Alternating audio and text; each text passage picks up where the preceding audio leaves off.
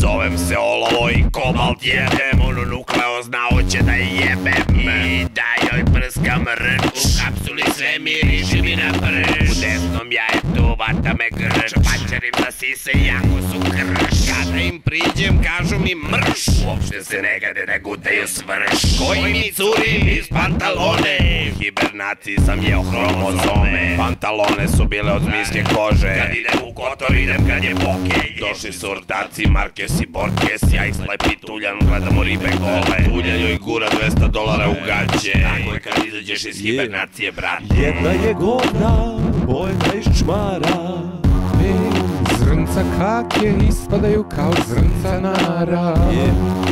Jedna je govna, bojna iz čmara, zrnca kake ispadaju kao zrnca nara. Bila je prelepa devojka ko Merima njegov Mirona, stalno je lepila na zid što je kenjela govna. Govna! Pikanterija, to ne može da ponuditi ni jedna pizzerija. U vezi mog semena ona bila je skeptična, iz mog kornišona šikala je jama septička.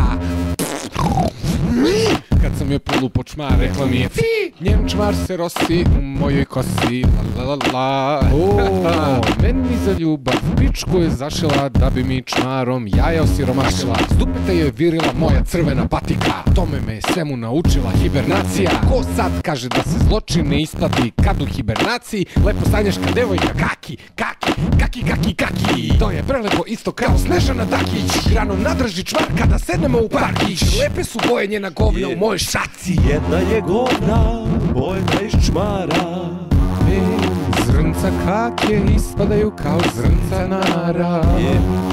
Jedna je govna, bojna iz čmara, zrnca kake ispadaju kao zrnca nara.